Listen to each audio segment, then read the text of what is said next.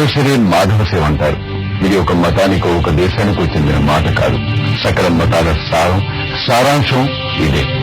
మానవ జాతికి ఇదే మహాగీతం. బైబిల్, ఖురాన్, భగవద్గీత ఏ దివ్య గ్రంథమైన యుగ యుగాలుగా ప్రతిధ్వనించే ప్రబోధం. ఈ మానవ సేవను మహాప్రసాదంగా భావించి మానవుడే దేవుడిని నమ్మి కొలిచే పవిత్రమైన మనోధర్మానికి మారుపేరుగా మాత్రం కొందరే నిలుస్తారు. వారే మానవత్వానికి చెరగని చిరునామాలు. మనుష్యుడిల మహానుభావుడే అని చాటిన మహాకవికి వీరే క్రియాశీలక నివాళులు. దారి తప్పిన జీవితాలను ఊరు వెలువేసిన, తనవారే తరిమేసిన దీనాతి దీన ప్రాణాలకు దిక్కుగా, మురికి వాడలలో, ముస్లింల చీడలలో, ముదిరిన పీడలలో, మానసిక వికలాంగ జాడ్యాలలో మురిగిపోతున్న, కుళ్ళిపోతున్న జీవాలకు దిక్సూచిగా చిత్తూరు జిల్లా నలగాంపల్లిలో ఒక అడుగు కదిలింది. ఒక గుండె పలికింది. ఆ అడుగు, ఆ గుండె ఎవరో కాదు, ఒక సామాన్య రైతు. పేరు పద్మనాభన్ నాయుడు. ఒక క్షణం ఆగండి, కొంచెం ఆలోచించండి.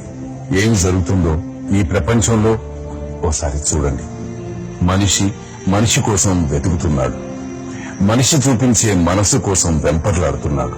పిడికెడు అన్నం ప్రాణాన్ని నిలబెడితే చిటికెడు ప్రేమ ఆ ప్రాణానికే జీవాన్ని ప్రసాదిస్తుంది. ఆ జీవం మనిషి ప్రాణానికి కొండంత వెలుగును పంచుతోంది.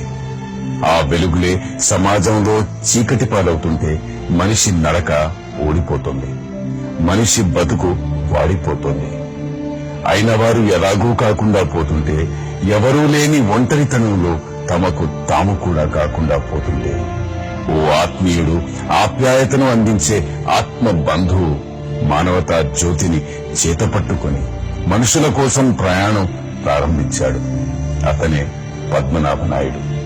ఆ ప్రయాణానికి మానవత్వమే చమురు, ఇంధనం. ఆ మానవత్వానికి సలాం.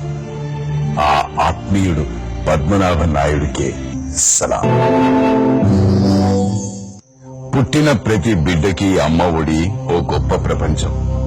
ఆ ప్రపంచంలో ప్రేమానురాగాలే గోరుముద్దలు. బిడ్డలు బతికి ఎదగడానికి అమ్మ ఒడిని మించిన కల్పవృక్షం మరొకటి లేనే లేదంటారు.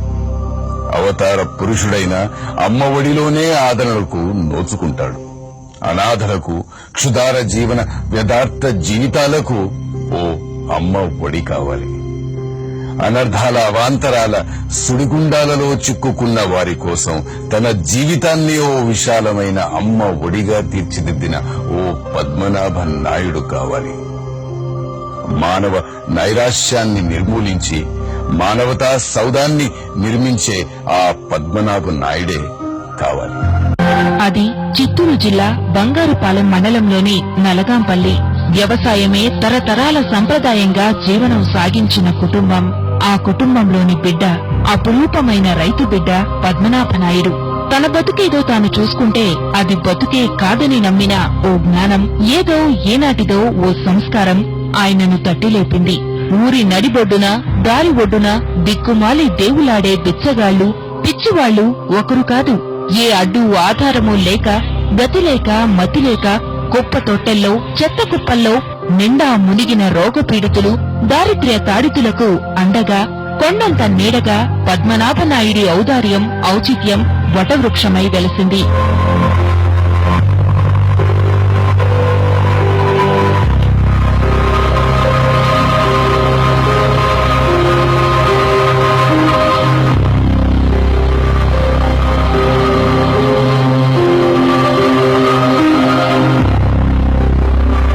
తోవ తప్పిన జీవితాలకు, దారి మళ్లిన ప్రాణాలకు ఆశ్రయమిచ్చేందుకు పద్మనాభ నాయుడు అమ్మ ఒడి అనే ట్రస్టును ప్రారంభించారు. ఎందరో, ఎవరో, ఎక్కడెక్కడి వారో అందరూ ఆ అమ్మ ఒడిలో ప్రేమను పొందే బిడ్డలే. మనిషి బతకాలంటే ఆహారం ఒకటే చాలదు. అనురాగం కావాలి, ఆదరణ కావాలి. ఆ అనురాగం, ఆదరణకి ఇంట్లో చోటు దొరకకపోతే అవి దొరికే చోటే ఇల్లు. ఆ ఇల్లే ఎందరికో ఇప్పుడు ఆ అమ్మ ఒడి. కన్నవారి కలిమిని కాజేసి వారికి చెలిమిని త్రుంచేసే కసాయి బిడ్డలకు అమ్మ ఒడి ఒక పెద్దబాల శిక్ష. కడుపు నిండా భోజనం కన్నా గుండె నిండా ప్రేమను పంచే అమ్మలాంటి అమ్మఒడిని ఎవరు వదులుకుంటారు, ఎలా వదులుకుంటారు? అందుకే ఆ వృద్ధులు బిడ్డలను వద్దంటున్నారు, అమ్మఒడే ముద్దంటున్నారు. పద్మనాభ నాయుడు నెలకొల్పిన అమ్మఒడి కేవలం ఒక ఆశ్రమం కాదు, ఆప్యాయతను కురిపించే ఆత్మీయ ఆశ్రయమది. బిడ్డలు వదిలేసిన పెద్దలు, భర్తలు వదిలేసిన భార్యలు, దేవుడే వదిలేసిన విధి వంచితులు ఇక్కడ సేద తీరుతున్నారు, వ్యధలను మరిచిపోతున్నారు. దైవాన మనుష్య రూపేణా అంటే అందుకు ఇటువంటి సందర్భాలు పద్మనాభ నాయుడు వంటి ఉదార స్వభావులు, ధరణి వంటి సహృదయులే ప్రత్యక్ష నిదర్శనాలు.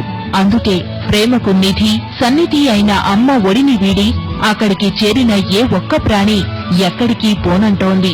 కాటికి కాళ్లు చాపుకున్న ఆ వృద్ధాప్యంలో, ఆ అస్తవ్యస్త వార్ధక్యంలో కని పెంచిన బిడ్డల కన్నా కారుణ్యాన్ని పంచి కరుణ చూపించే అమ్మ ఒడే మిన్న అని వారంటుంటే మానవత్వమే మురిసే క్షణాలవి. చిరిగిన బట్టలు, మాసిన గడ్డం, మతిస్థిమితం లేని జీవితం, ఆకలిని చంపుకోలేక చెత్త కుప్పల్లో దొరికే మెతుకులతో పొట్ట నింపుకునే అభాగ్యులు వారు. బిడ్డల నిరాదరణకు గురైన అనాథులు మరికొందరు. వీరిని కన్న తండ్రిలా ఆదరించి అక్కున చేర్చుకుని వారి ఆకలి తీరుస్తున్నాడు చిత్తూరు జిల్లాకు చెందిన ఓ మానవతామూర్తి.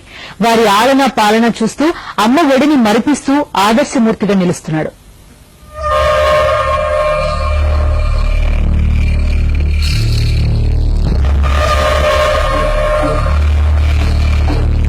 పద్మనాభ నాయుడు చిత్తూరు జిల్లా బంగారుపాలెం మండలం నలగాంపల్లికి చెందిన ఈయన పేరు వినిపిస్తే మతిస్థిమితం లేని అనాథల కడుపులు నిండిపోతుంది. అడుక్కోవడం కూడా రాని పిచ్చోల వద్దకు తానే వస్తాడు. ఎందుకంటే నోరు తెరిచి అడగలేకపోయినా ఆకలి ఊరుకోదని నాయుడుకు తెలుసు. అందుకే ఆకలి బాధల్ని వెతుక్కుంటూ వెళ్లి మరీ వారి ఆకలి తీరుస్తున్నాడు. అమ్మ ఒడి అనే సంస్థను ఏర్పాటు చేసి అభాగ్యుల సేవలో తరిస్తున్నాడు. ఓ రోజు చిత్తూరులో ఆకలితో అల్లాడే పిచ్చివాళ్లను చూసి చలించిపోయాడు. వారికేమైనా చేయాలనుకున్నాడు. ముందు వారి ఆకలి తీర్చేందుకు నడుం బిగించాడు. రోజు 20 మందికి ఇంట్లోనే భోజనాలు తయారు చేసి వానకు తడుస్తూ ఎండకి ఎండుతూ తిరిగే మతిస్థిమితం లేని వారి కడుపులు నింపుతున్నాడు. స్కూటర్ పైనే తిరుగుతూ అభాగ్యుల్ని గుర్తించి 3 పూటలా వారి ఆకలిని తీరుస్తున్నాడు.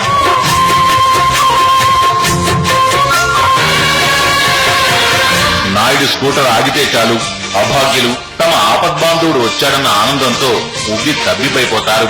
ఆయనిచ్చే అన్నం పొట్టాలు అందుకుని మనసారా కృతజ్ఞతలు చెప్తారు.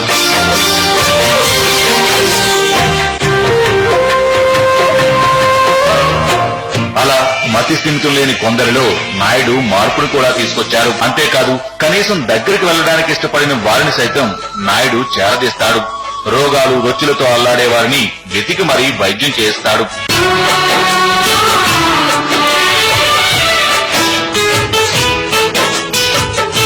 ఒళ్ళు కాలిన ఓ మతిస్థిమితం లేని వ్యక్తికి ఆయింట్మెంట్ రాయడం మానవత్వం ఉన్నవాళ్లు మాత్రమే చేయగలరు.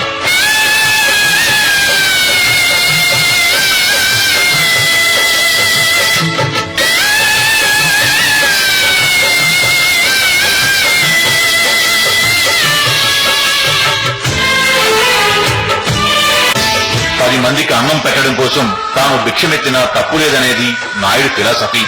అమ్మ ఒడిని తొలుత సొంత డబ్బుతో ప్రారంభించినా అది తలకు మించిన భారం కావడంతో ఈ మహత్కార్యంలో అందర్నీ భాగస్వాములు చేయాలని నిర్ణయించాడు. అందుకోసం ఊరూరా తిరిగి భిక్షమెత్తడం మొదలుపెట్టాడు. బియ్యం, పప్పులు వంటి వాటిని సేకరిస్తూ అనాథల కడుపు నింపుతున్నాడు.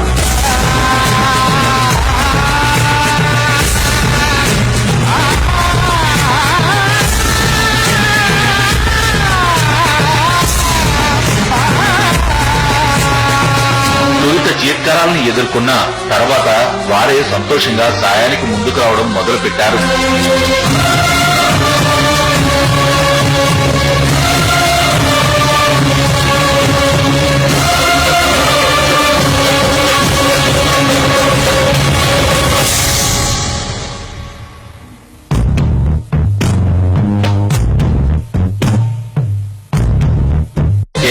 పిచ్చోల ఉద్ధరణకే కాదు బిడ్డల నిరాదరణకు గురైన తల్లిదండ్రులకు నాయుడు ఆపద్బాంధవుడయ్యాడు. వీరి చేతే అగరత్తులు తయారు చేయించి వాటి ద్వారా వచ్చే డబ్బుతో ఆకలి తీరుస్తున్నాడు. కాణిపాకం ఆలయం ముందు స్టాల్ పెట్టి వారి చేతే విక్రయిస్తున్నాడు.